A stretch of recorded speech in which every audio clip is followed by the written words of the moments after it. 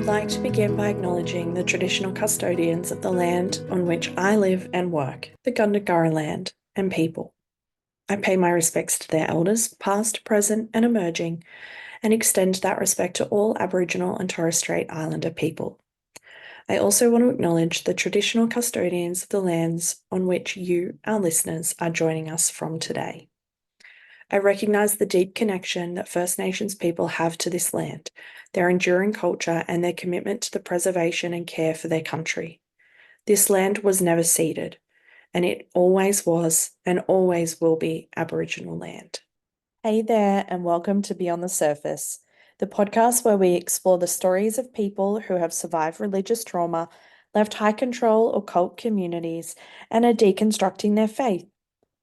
I'm your host, Sam, and each week I'll talk with individuals who have taken the brave step to start shifting their beliefs that might have once controlled and defined their lives. Join us as we dig into their experiences, the challenges they've faced, and the insights they've gained. Whether you're on a similar journey or you're just curious about these powerful stories, you're in the right place. This is Beyond the Surface. Welcome, Joel. Thanks for joining me. It's wonderful to be here. Thank you for having me.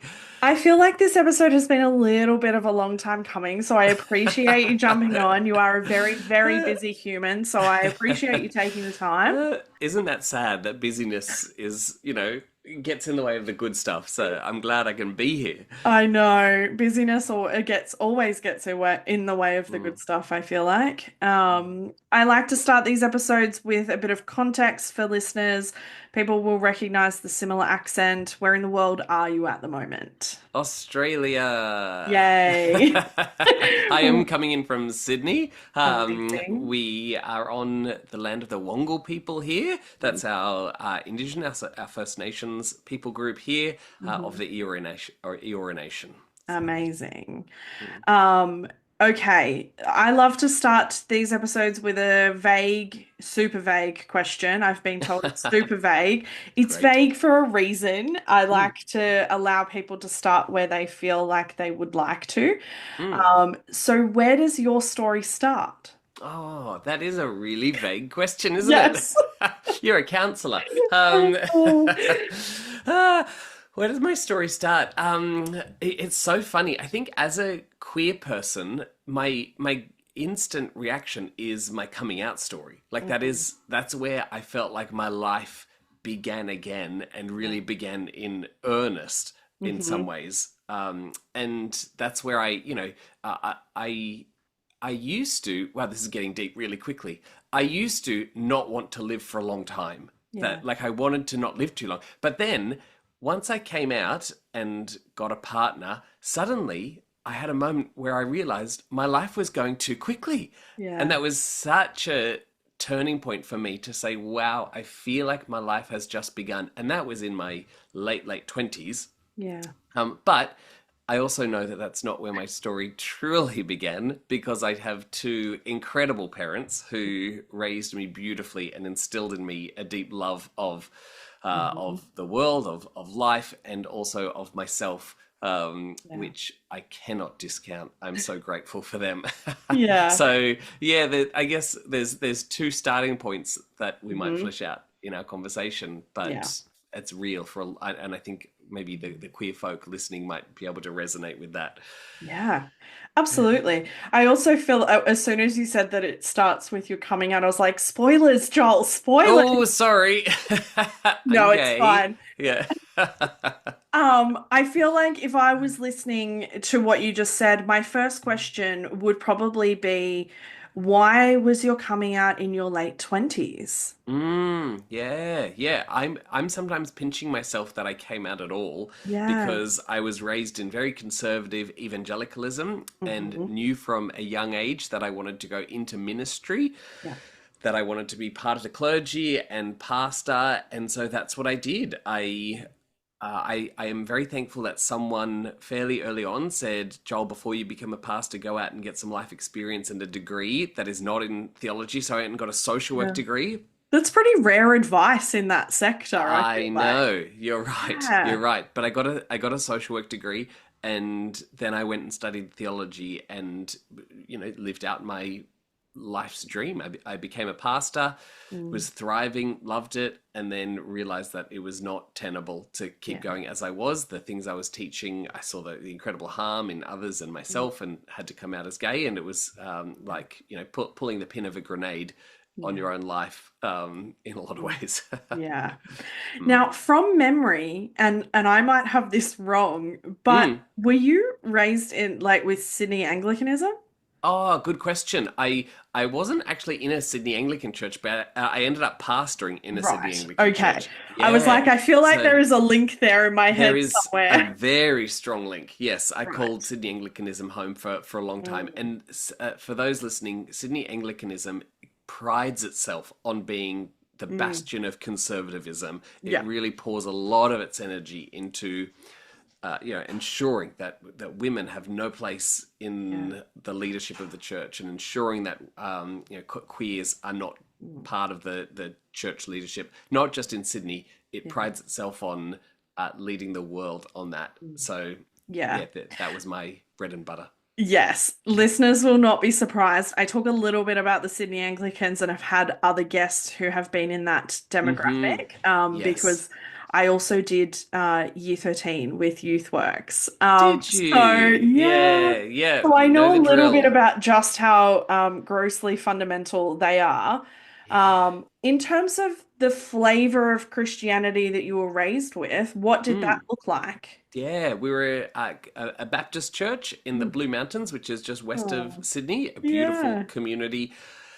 And for all intents and purposes, it was a beautiful upbringing in that church. I had wonderful people who I loved dearly and who loved Mm, me dearly, loved me well and wholly. And, yeah. there are some streams of Christianity that teach you how vile you are and how Mm, hated by God you are.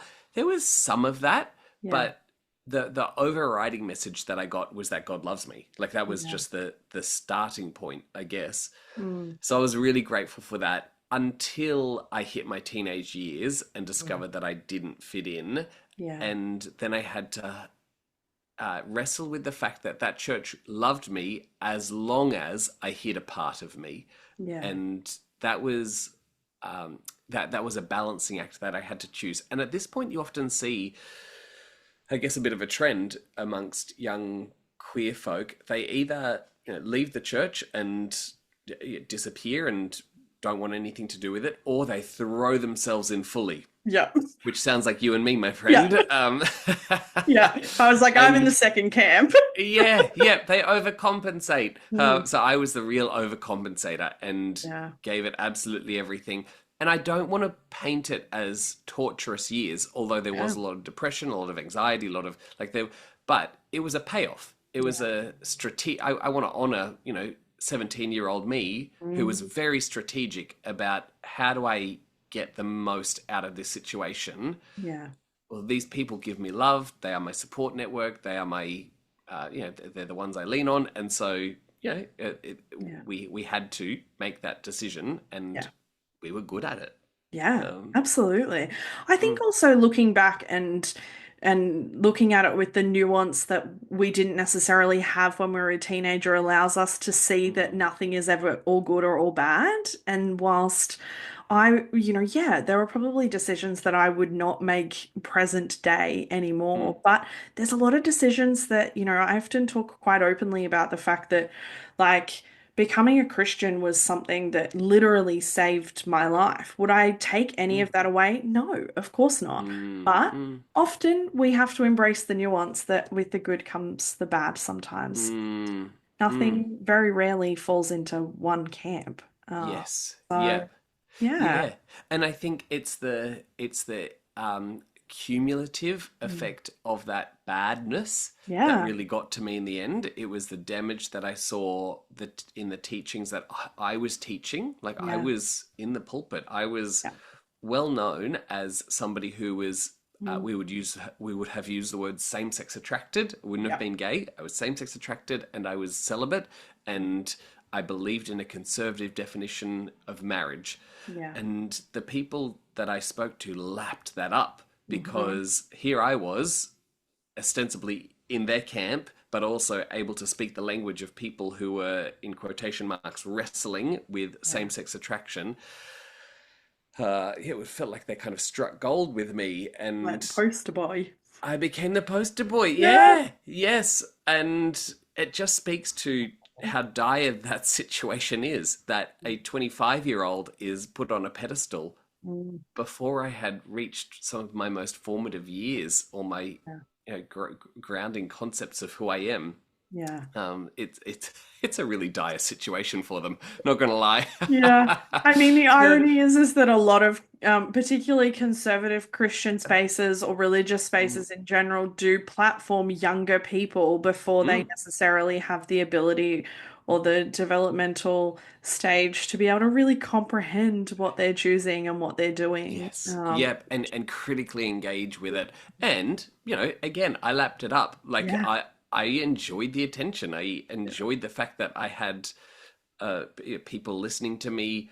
Mm, And again, that just speaks to unhealthy yeah. that whole ecosystem is, and also how immature and unwise I was at that point in my development.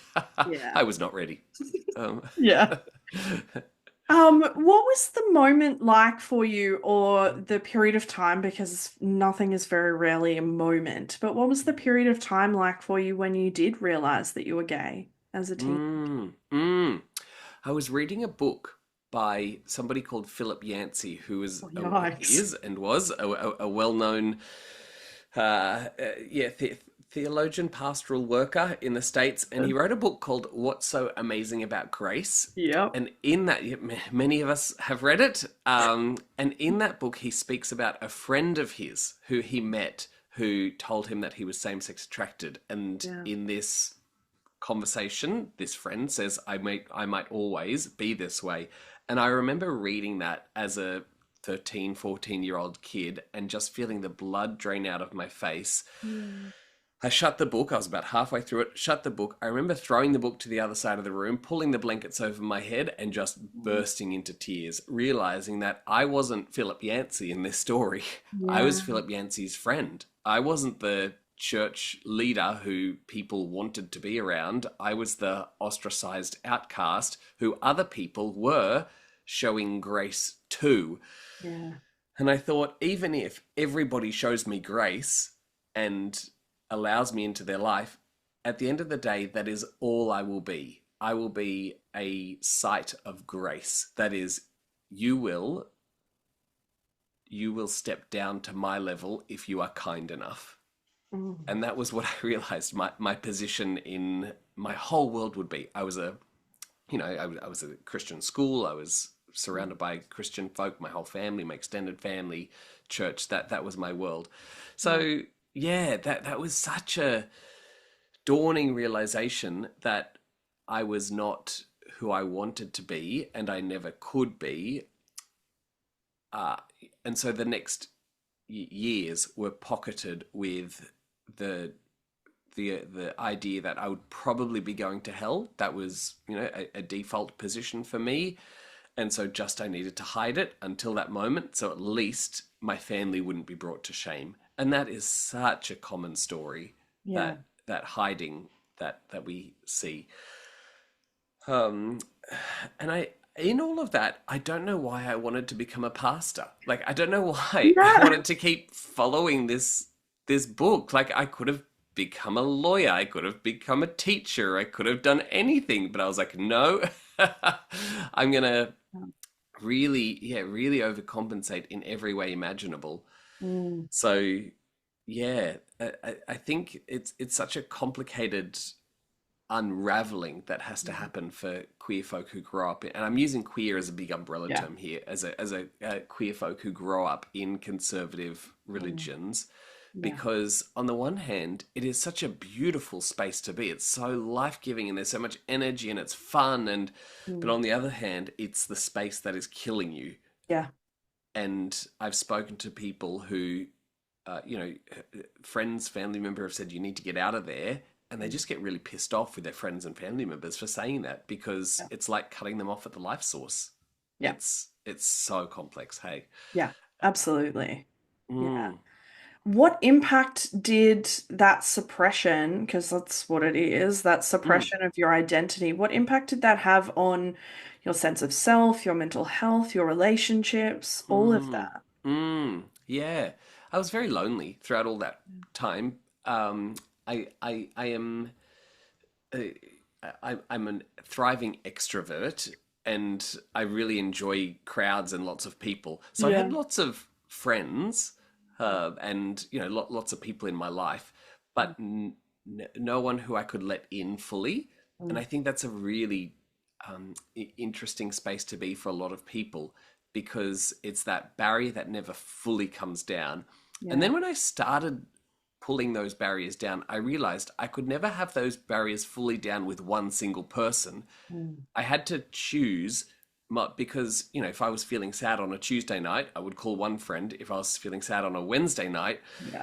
I couldn't call that same friend back, so I would have to call somebody else. And You have to schedule who you can call and be strategic exactly, about it. yeah, yeah. So you dilute your pain and divvy it up amongst your friends, Yeah.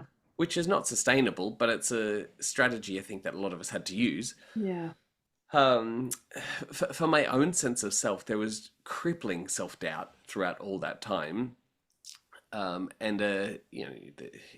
I went through waves of Mm. depression and anxiety, never diagnosed, but I Yeah. recognize in hindsight that that was there. Certainly, suicidal ideation was Mm. present through all of that, on and off. But for me internally, um, yeah, I think the biggest thing that I keep reflecting on is how disintegrated I was, Mm. where I could not allow myself to admit to myself who I was for a long time or what I was. And then once I started admitting that to other people, it felt like such a crime. Mm. Fast forward to now where I work at a university. I've been Mm. pastoring in a church for the past 5 years. Everywhere I go, everyone knows that I am Christian Mhm. and draw a lot of energy from that, and really, that's a space that I love, and gay. Yeah. It like everyone knows that, and Mm. there is zero hiding that fact, those two facts, and it just feels so freeing, Yeah. um, to the point where I'm very conscious that for a lot of people, church and Christianity and religion is not a space that they want to talk about or engage in, and so I will never Yeah. bring it up other than when people ask me what brings me to life, I'll say it. Mm. But then there are people at my workplace, which is the University of Sydney, Yeah. has nothing to do with the church. It's very secular. Um, People there long to hear me speak about my experiences in church, both the Mm. positive and the negative. And Yeah. it's just so refreshing for me to be in this space where I think I was in the church for so many years and it wanted nothing to do with my queerness. Mm. And now I'm in a church and a workplace where my queerness and my Christianity is celebrated. Yeah. Gosh, it feels good. Absolutely. It just feels wonderful. Yeah. As I'm sure you've experienced, when you Yeah. can integrate parts of who you are, it's Mm. like, oh, I can breathe. Yeah. This is what it means to flourish.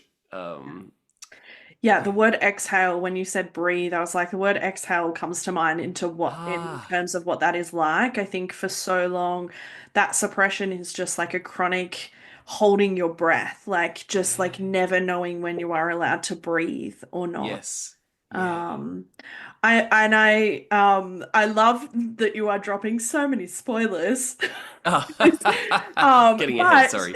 I mean, the funny thing is that when I first started this podcast and I was looking for, like I've said many times that I wanted this show to be incredibly diverse in terms of, Mm, you know, people of faith to, hardcore atheists and everything in mm, between. There was a resounding, you've got to get Joel. You've got to get Joel on this podcast. yeah. Because, even when I was studying, there was always this I mean, you did write a book as well on it, and you were pastoring an affirming church. So I feel like that's why Mm. Joel and queer and Christian sort of are, Yeah. They get interconnected. mingled. Yeah. Yeah, there's a reason. Uh, Um, but I am curious during those teenage years, whilst you are almost like wrestling with your sexuality and in your early mm, 20s, how you felt about yourself and your sexuality change the way that you related to God? mm, mm. Yeah, really good question. I've reflected on this a lot, and I do find it hard to answer because I don't have any other experience. I've only got Yeah. mine. So I guess I have to compare it with my friends' experiences. Mm, On the one hand, I got very angry with God. I yeah. remember, walking home from church, just telling God to fuck off. I wanted Mm, nothing to do with you, God. I was so angry. And none of my other friends seemed to be angry at God. Like that just wasn't yeah. in their vocabulary. And I would turn to somewhere like the Psalms, where there is a lot of anger and a lot of rage and a lot of F you gods Yeah. in their own language. Um, and so I had this disconnect between my experiences and then my friends who at youth group or at church or my youth group leaders, they'd be raising their hands in worship and they would lose themselves in this. So I think there was a sense of disconnect with that, in that um, I had this negative association Mm, with God that no one else seemed to have in my yeah. circles. But then at the same time, um, I think I craved the goodness of God. I Yeah. craved the healing of God in ways that other people didn't. Mm, And um, it, because I thought of myself as so bad, mm, when I thought of the fact that God could love me, mm. I was like, wow, that's a really good God, Mhm. which is a terrible way to land at Yeah. good God scenario. Yeah. But that made me really But we make it grateful. work. Yeah, that's it. We compartmentalize. We do everything that we possibly can in order Yeah. to let our cognitive dissonance fly. Mm, We so I landed at times on this real almost addiction to the picture of a good God. mm. And there was a song that I really vividly recall, which will probably give two-thirds of your listeners trauma. That the words are along the lines of every blessing you pour out, I'll turn back to praise. Yep. When the darkness closes in, Lord, still I will say, blessed be the name of the Lord. And I resonated with that so much because I was like, wow, uh, I'm going to bless. And for me, in my little journey, that made me feel really good because Yeah. I was able to say, life is tough, but Mm. I am still holding on. And Hmm. that was a badge of honor in our community. Yeah. Um, and for me, that spoke to my character, that spoke to my desire to do good in the world. Mm. That made me feel, while ever I felt like, a wretch elsewhere, that little part made me feel good. And so I did it well. Mm. Again, terribly unhealthy way to relate to God. Not advocating for it at all. But Yeah. just looking back at my story, I'm like, oh, that's why Mm. I did these things in order to pursue what made me feel Yeah. whatever, holy, sacred, sanctified. Like it made me feel like an okay person. Yeah. Yeah, so I wouldn't say my picture of God was healthy. Um, I mean, the reason I ask the question is because typically later in the episode, once we get closer to where you are now, I like to mm, mirror that difference because usually, oh even the yeah. people that I talk to who are people of faith or who still identify as a Christian, that image of who God is and how they relate to them typically shifts and changes. Mm, And it can be mm, so helpful for people to hear the transition or the changes that have been made yeah. into something that feels more life-giving and affirming in terms of Yeah. their spirituality. So, Yeah. yeah, I mean, I think most of us didn't necessarily, yeah, even people who don't identify as a person of faith now, still probably wouldn't describe their relationship with God at the time as super Mm. duper healthy or Yeah. anything like that. Isn't So that I interesting? think we can Yeah. probably all relate. Yeah. Mm.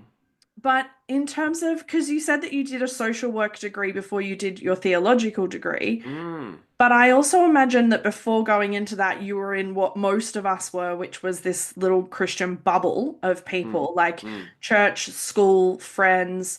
So, what was it like to diversify that going into uni? Because I imagine you would have met Yeah. a whole bunch of new people Yeah. and possibly Yes. queer people. I know, I know. Yeah. Look, I I remember going into my first day of uni thinking, this is wonderful. I'm going to spread my wings.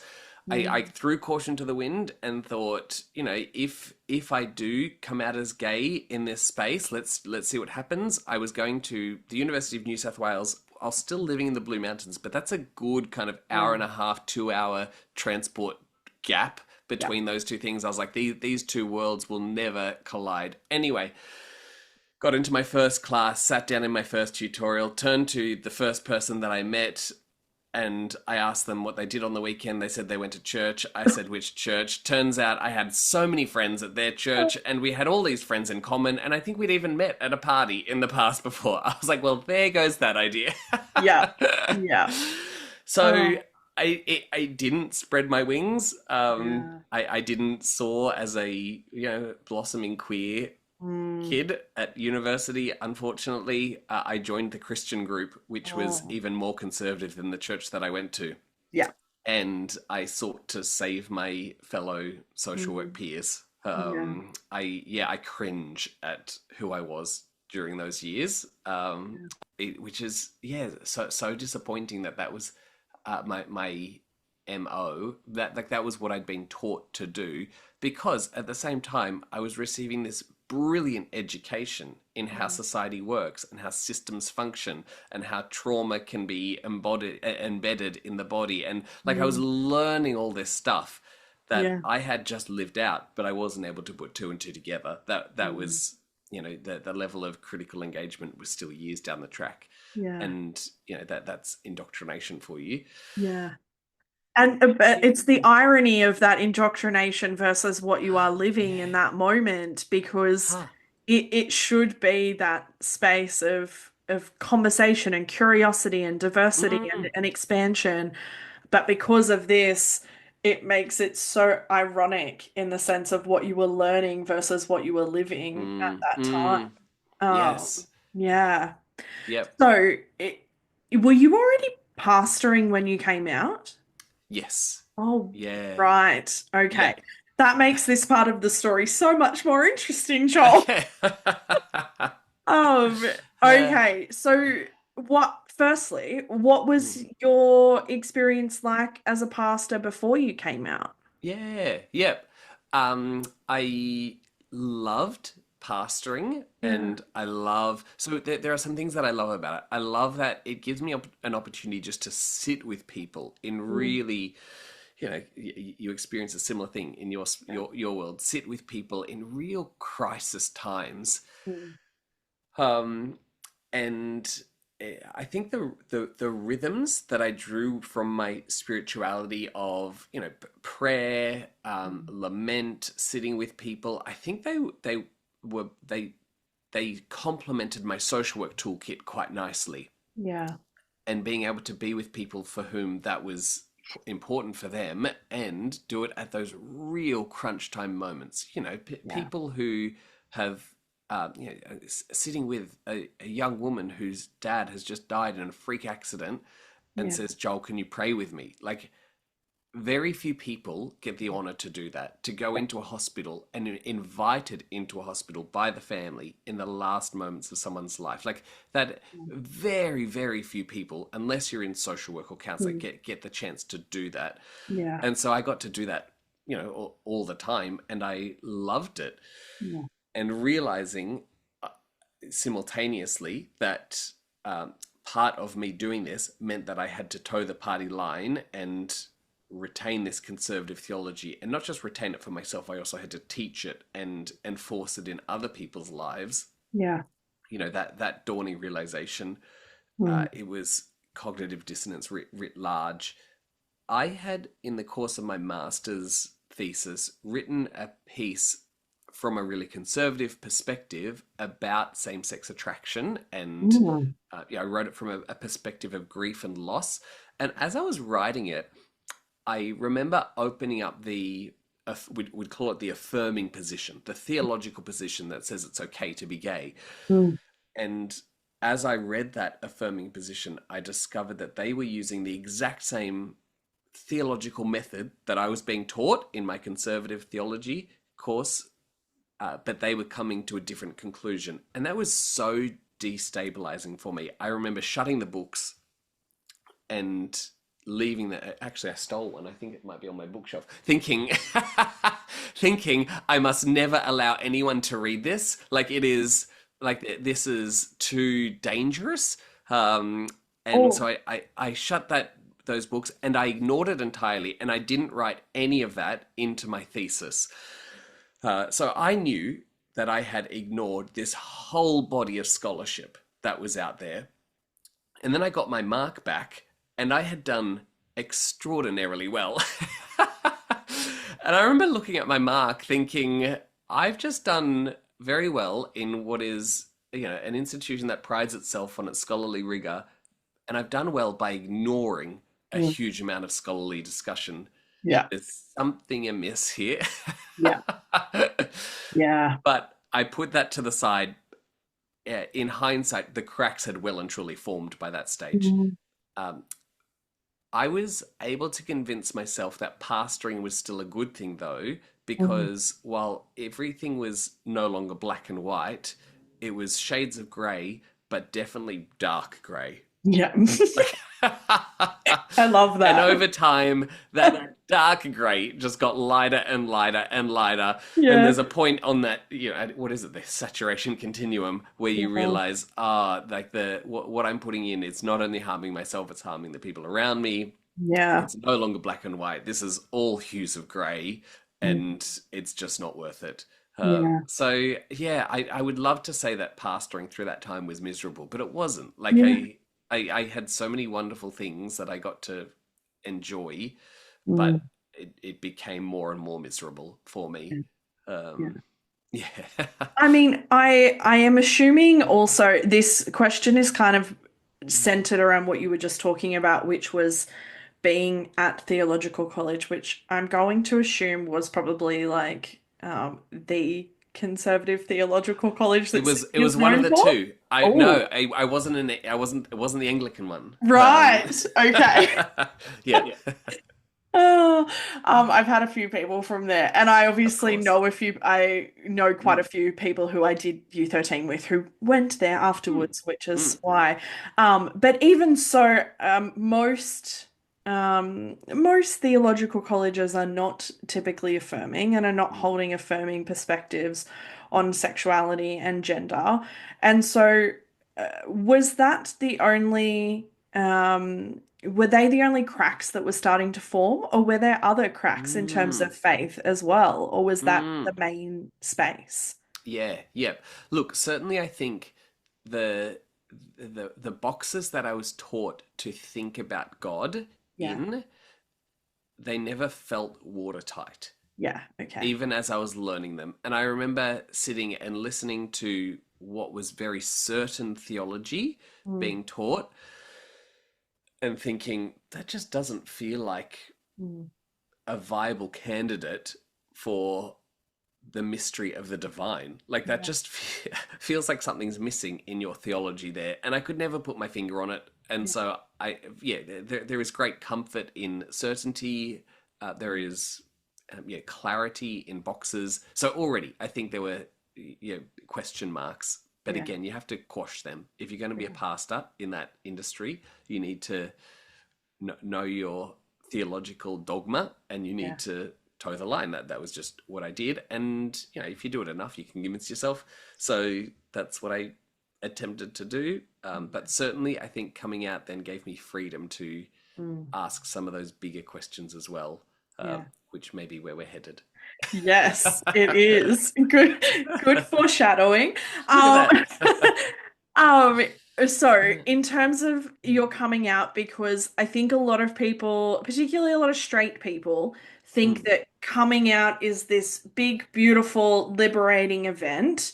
And sometimes it is. mm, mm, But from my experience, people who are coming out and potentially coming out what we would consider later, as in not as mm, a teen, um, out of a conservative space, mm, it's not all, it doesn't always look like that. It can be mm, deeply painful and involve a lot of grief and a lot of loss. Still a mm, lot of expansiveness and liberation, but it's not all of that. mm, And mm, so I'm going to throw a double-barreled question at you in terms of what was the decision-making point in terms of, okay, I'm going to come out. What mm, was that decision like? And then what was your coming out actually like? mm, mm. Yes, that narrative around the big, beautiful coming out, it is so modern Yeah. and it is so media driven. I Yep. know one or two people who have felt, waves of joy when they've come out. And Yeah. it is so, it is so unbelievably rare. Yeah. That almost everyone I know who has come out has lost at least a couple of friends. Hmm. Most, particularly if they're in the church, have just written off Yeah. the majority of their friends, family members as well. So yeah, I think it's so important to keep ourselves grounded, Yeah. because there is that liberation, there is that expansiveness, but that comes a long way down the track. Yeah. And I think I don't want to, no, I know I don't want to set people up Mm. for this expectation that it's going to be a smooth path. Yeah. And I also look at, a number of friends who are still very much in the closet, Mm. um, and they may never come out. And Yeah. I want to honor their position, to say, I hope and I pray that you can experience liberation and expansiveness within the world that you have, because you are playing chess here with the system and you Mm. have to work out how to survive for yourself. Like you have to protect your own king here, Yeah. and you're using all the tools at your disposal, and maybe not coming out Mm. is your best life, and I have to work with you in those constraints. Yeah. And so I want to honor that journey. Yeah. Yeah, but also say it's so much better if you can, like Yeah. if society allows you to. And thankfully, I'm in a a subsystem where I can. Mm. Most countries around the world, it is very hard to find that subsystem in. Yeah. Most most places in our world at the moment Mm. don't have that luxury, Yeah.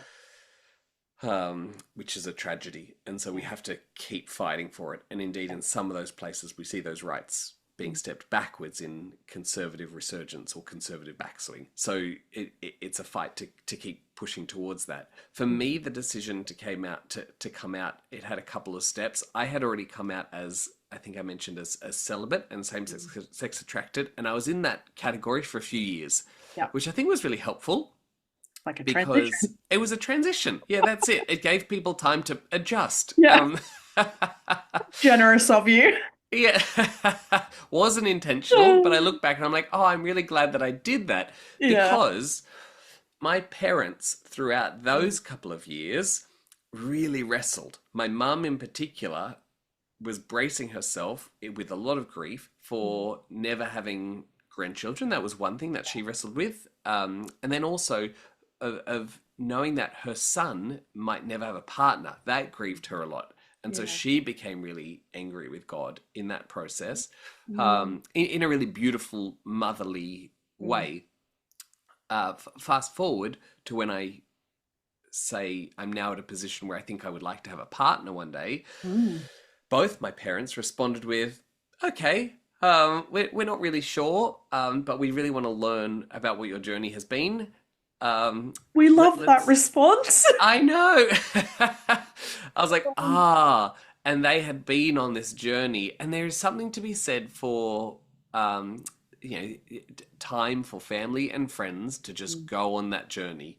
Yeah. From that, I started writing, a series of essays for my parents to read, Mm. and 3/4 of the way through that process, both my parents just flipped and totally changed their mind and became the most fierce Wow. allies you can imagine.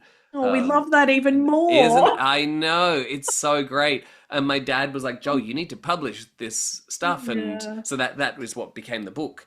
Mm. And that process of, you know, it was really helpful for me as somebody who wants to critically analyze things, to sit down and be like, can I back up my shit? Can I say I have, with integrity, gone on this journey theologically? I knew internally that I had, but I wanted to be able to say, this is the path I've taken. Yeah. And I think I look at so many of my friends who haven't grown up in the Christian world or in religious spaces, and they're coming out. It's certainly not easy often, but it just has one less step that they have to do. Yeah. It's one less, theological hurdle. Mm. And that, I use that word, the theological hurdle, because we're not talking here about sociology. We're not talking about psychology. We're not talking about biology. We're talking about theology. And theology, historically, is the queen of sciences. It is, it's where the buck stops. Mm. And if you've been raised with that mindset, it is so hard to restructure your theological foundation. Mhm. Um, and that takes community, it takes energy, it takes, time and effort. And most of the people don't have time, effort, community to do that. Mhm. And so, when they pull the pin in their grenade, not only does their community implode, their Yeah. faith implodes, and they lose something that could have potentially, in the long run, been a source of Mm. coping and strength. Yeah. And I want to call that for what it is. It's a bit of a tragedy. It's not the end of the world, but it is deeply sad that is something that people feel like they have to give up if they want to keep journeying with that. Yeah. Mm. What, in terms of the coming out and saying, I want to potentially have a partner, I don't see this as something that Mm. would be harmful or an issue, Mm. or becoming affirming, what did that cost you? Because typically, I mean, Mm. I'm imagining, like, you're a pastor, I'm Mm. imagining that's going to cost you something, but even people who were not pastoring a church, that comes at a Mm. price, Mm. usually. Mm. Yes. Yeah. Yeah. Look, I handed in my resignation because I knew I'd be fired anyway. So that happened. My housing was tied up with that, so Yeah. lost my house. I was homeless for a little while there. Yeah, I remember a friend yelling at me in a pub, so hurt that I would make this decision. I had so many conversations over years of people who felt like I had betrayed them, I had let them down, and um, I sat. This is a couple of years down the track. That whole grace mentality. I realized that the people who were hanging on, they were the ones who were sucking it up for the sake of the gospel, and they were biting their teeth and they were loving me through thick and thin, just by just for me being there. And I had one conversation with a friend who I'd been at Bible college seminary with, and she said, Joel, I want you to know, if ever, this is after explaining how sinful she thought it was. She said, if ever you do get married, I still want to be at your wedding because I'm your friend. Wow. To which I responded, you're not invited to my wedding. Like, if the reason that you're going to come to my wedding is so that you can keep praying against my Yeah. marriage, like that does not a friend make. And I have not spoken to that person since then. Like, there is just, and so It's the almost question like mark. the audacity that she is like gifting you her presence at your wedding. Yes, exactly. That it was such a, Oh, I will take up my cross and be there for you, Joel. And I'm like, no, no, no. This is the most beautiful thing in my life. yeah. Like, Oh, and so there's this weird thing where I'm like, I pity how small your world is. I yeah. wish we could be friends. And I don't know if at this point I'm cutting you off or if you are cutting me off. But Yeah. either way, like, something's got to give here. and we cannot keep calling ourselves friend in any functional term of the word. So I lost so many people like that. They just disappeared entirely. I Yeah. then also had a number of people, pastors included, approach me and tell me that they were really supportive of me, Mm. but they could not let anyone know. Yeah. You I know was that, waiting for the caveat. yeah, I was they like, were they were quiet supporters. yeah, To which, I let a number of them know that was as useless to me. yeah. I was like, thanks. Thanks, but no thanks. But also, yeah, Yeah. like, if you're not willing to, it's the old, if you're not willing to stand close enough to me to get hit by the rocks, Yeah. step aside, let someone else in. I Yeah. can't afford to have friends who will be ashamed of me at Mm. the moment it becomes public that they are affirming. So anyway, and then a bunch of people came out of the woodwork of people who people who I had no idea would be supportive, but they ended up being the most wonderful allies. Yeah. Um, people who are to this day hugely in our camp cheering for us, which Yeah. is delightful. So that it opened up a whole community and world that I didn't know exist, and it's this growing community. It's a Mm. thriving community. Yeah. Very hurt, but more and more people I think are realizing, there's something in this.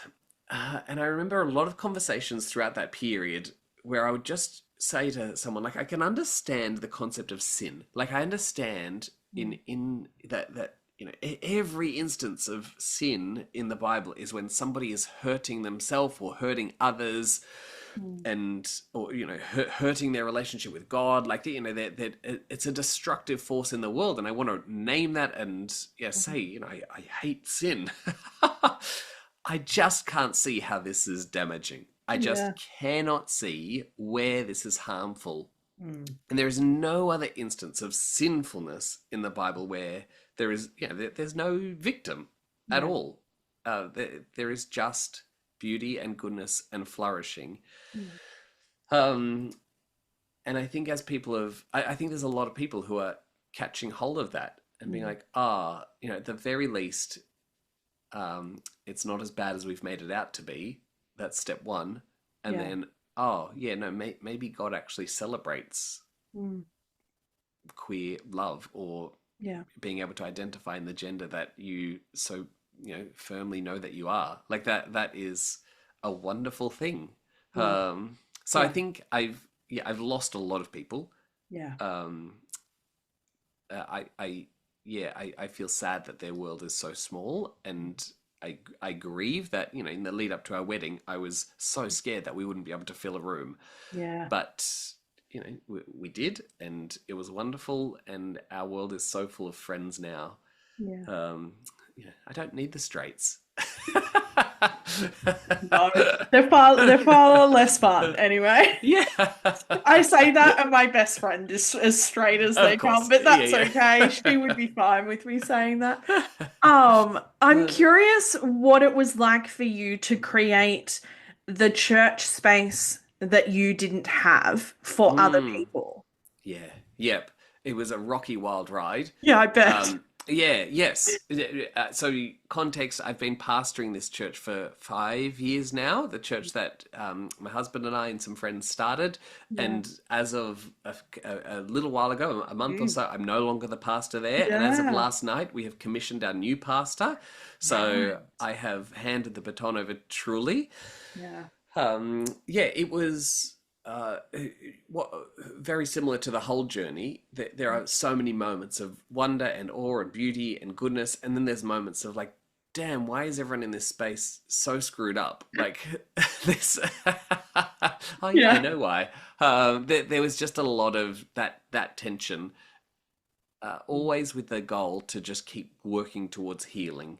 Yeah. I often said to people, if you have your Christian lens on and you come into this space, then I'm a pastor. Mm. But otherwise, most people will look at it and see I'm just doing like group CBT with a bit of a spiritual veneer. Like, Yeah. there's a Yeah. lot of social work happening, and Yeah. I'm very thankful for that training, Yeah.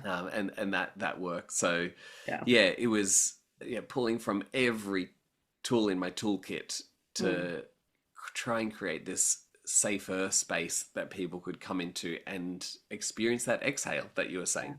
Yeah. Not feel like they had to subscribe to XYZ dogma, Mm. but also could have enough structure where they knew where the community generally stood, Yeah. and that they could find themselves in that and Mm. find joy Yeah. as much as one can. Mm. So yeah, it's been wonderful but hard. Yeah, I love asking this question to people who I have on the podcast who are still people of faith, and Mm, particularly those who are queer people of faith, because not because I personally need to know the answer, but I know that there are potentially people listening who are curious, yeah. particularly younger people who are wrestling with their queerness and their Yeah. spirituality or their sense of faith, which is considering the harm, considering the atrocities that are done in the world Mm, based in religion and in Christianity specifically, because that's the world we're talking about, mm, why hold on? Why mm, why maintain a sense of faith? mm. That is something I ask myself regularly. Yeah. Yeah, I'm gonna hospital pass this one to Rachel Held Evans Oh was yeah. a Okay. wonderful author. She passed away a couple of years ago, but she was just Yeah. a great thinker. She was asked this question, and her Yeah. answer was, "Jesus is still the story that I'm willing to risk being wrong about." Yeah. And I think the narratives that we have in our world today can be full of life, but they are so often degrading. Yeah. The messages that we have around what it means to be a flourishing human, I think there is so much beauty in them, Mm. but there is also something to be said for finding yourself in a bigger narrative, Yeah. a narrative that transcends the here and now, that transcends temporal space, that is bigger than my story that keeps going after I'm dead, that has Mm. started years ago. I think there's something wonderful about that. And finding myself in that story is Mm. so exciting. Yeah. It's just it's nice to be a part of it. I often think I could be a good monk, just contemplating the Yeah. that space. And the reason I am drawn to that is because that contemplative way of Yeah. doing Christianity is so different to the rigid, Mm. maybe evangelical word, we could use that word, the rigid, Yeah. dogmatic way of doing it. Because the whole process of contemplative Christianity and contemplative faith Mm. is asking questions and Mm. thinking bigger and diving deeper and Yeah. leaning into the mystical, Mm. which I adore. I would be very disappointed if we found out that we lived in a world without magic. Yeah. Uh, and I like the idea that our world is just a little bit more magical than I know yet. And so Yeah. I'm just going to keep doing it. Yeah. Um, So in that, I mean, I would certainly not consider myself a person of faith, but I am someone who would consider themselves spiritual. And I mm, think that for a lot of people, they sit in that in-between phase of those two things.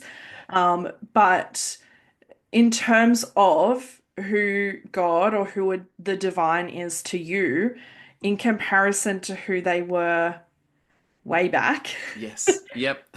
who are they to you now? Yeah, yeah. Look, God is certainly less knowable, I think. There was this understanding throughout my theology that I would I would nail God down into a Mm. set of belief structures.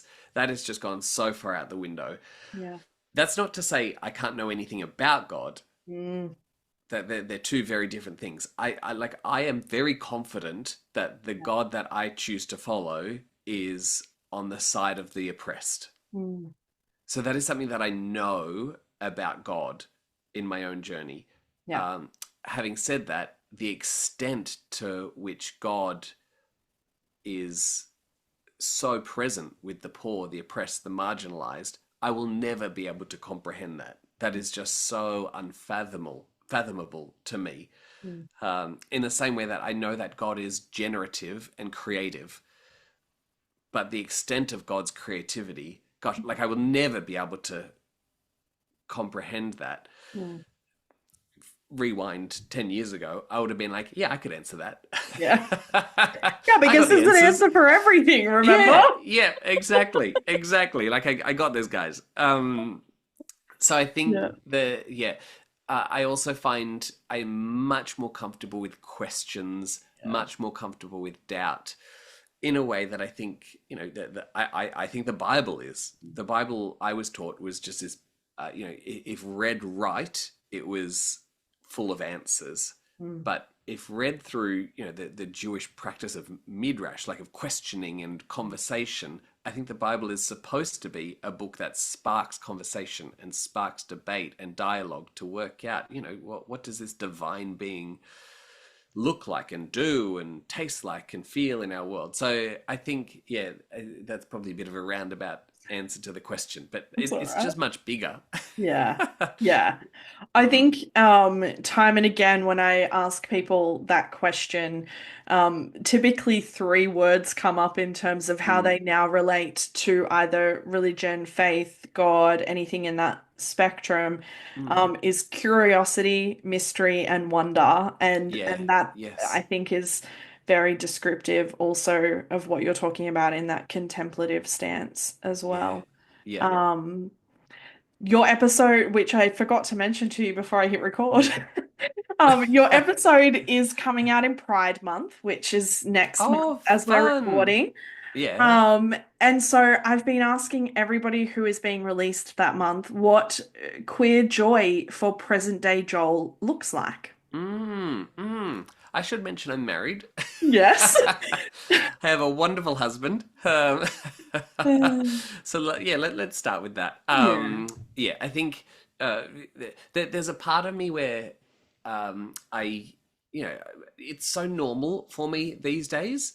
Sometimes I would just be doing everyday life and, Yeah. hanging out with my husband, and then something will kind of take me out of the moment. I'll be like, oh yeah, that's a gay thing to do. Oh yeah, okay, that's like that is me being gay. Yeah. That is not the normal. To the point where I went to a wedding a little while back and then saw the bride, and I was like, what is she doing here? That's a man at the other end of it. Oh yeah, that's right. The heterosexuals get married still. Like that is that's something that they invented. I love that. There is something just so normal about it. Yeah. And so that is my queer joy. Yeah. It's not, you know, I love the rainbows, I love the queerness, Mm. but at the end of the day, I just love how normal I can Yeah. be. And that is not a heteronormative normal. That is just I love the person who I'm with Yeah. normal. And I celebrate that I don't Mm. have to hide that. It can just Yeah. be part of my everyday rhythm. Yeah. I mean, Yeah. I love that because it's like within the world, your world Mm, is is this safe, beautiful, affirming mm. space where you and your husband being gay is just like a nonchalant, non-event kind of thing, which I think Yeah. we all would love to have. Yes.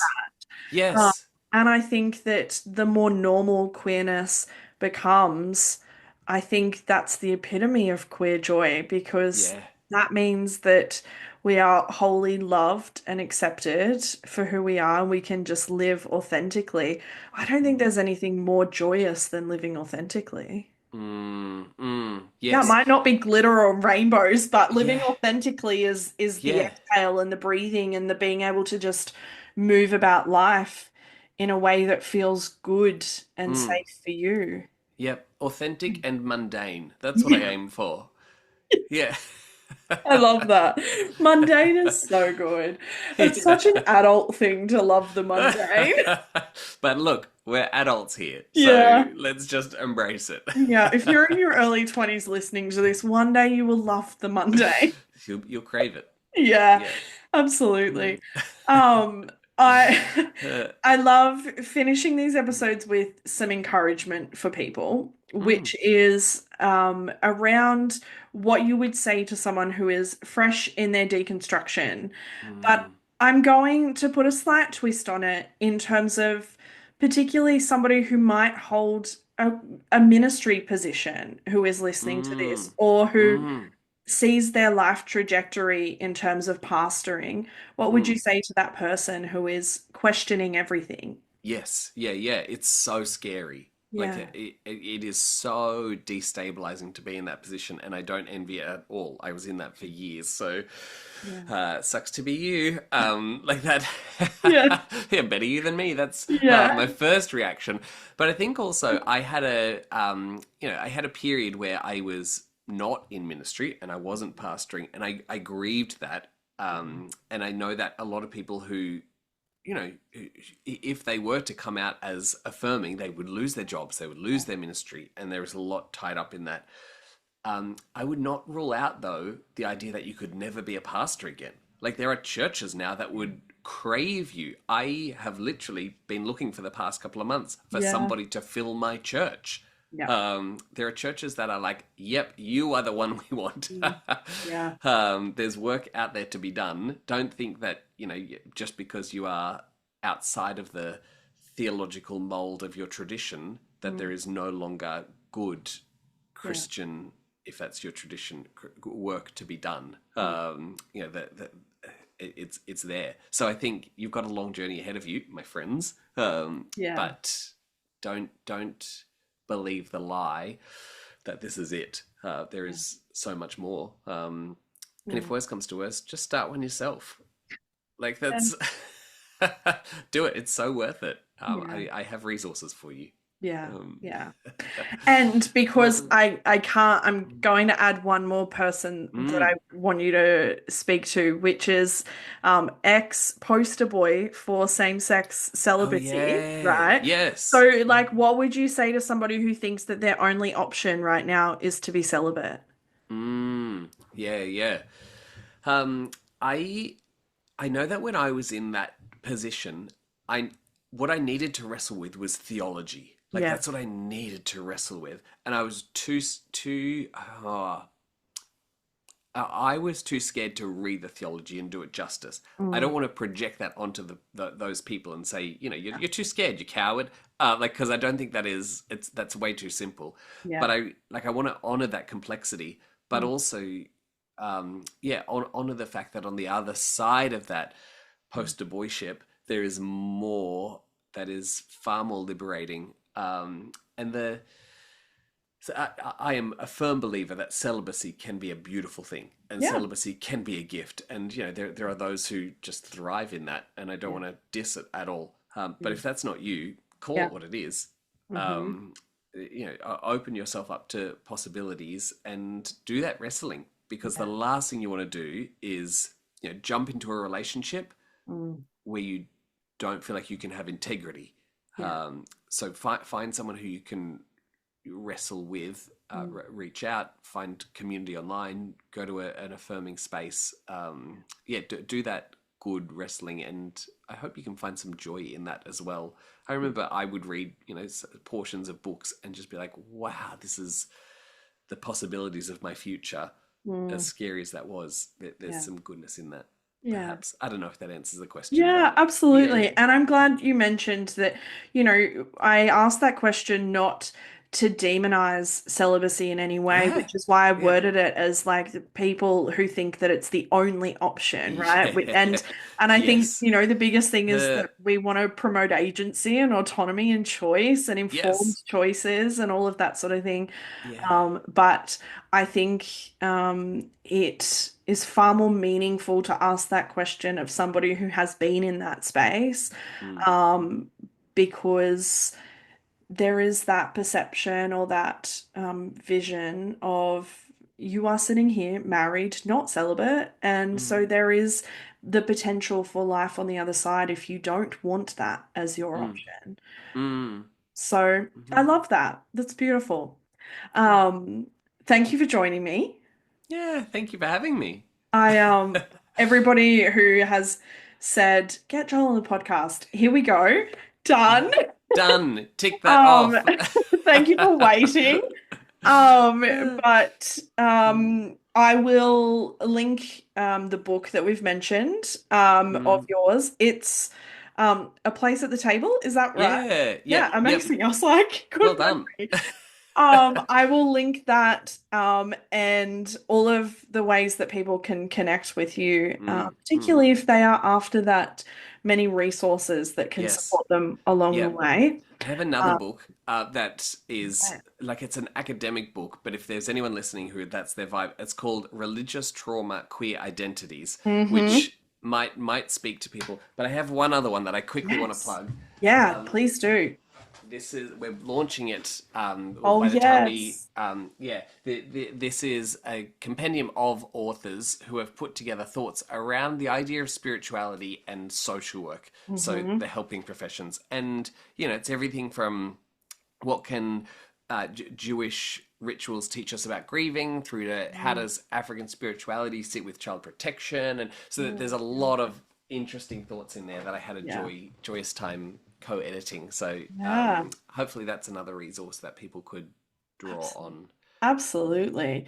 Mm. I will link all of those, and people can get in touch with you if they've got questions around it. But yeah, thank you for joining me. I Mm. appreciate your voice in this space. People would probably already also, if they follow the collective, Joel is on our advisory committee, so we love his voice in this space. So I'm appreciative of the amount of research and work you put into this space and this work, and particularly research that I don't want to do because I'm not a research person. So I'm grateful for people who love to Takes a nerd, yeah. just go knee deep into the nitty-gritty of it. So appreciate that, and Mm. appreciate your time and your vulnerability and openness in sharing your Mm. story. Thanks, Sam. It's always a joy to talk. Thanks for tuning in to this episode of Beyond the Surface. I hope you found today's conversation as insightful and inspiring as I did. If you enjoyed the episode, be sure to subscribe, leave a review, and share it with others who might benefit from these stories. Stay connected with us on social media for updates and more content. I love connecting with all of you. Remember, no matter where you are on your journey, you're not alone. Until next time, keep exploring, keep questioning, and keep moving forward. Take care.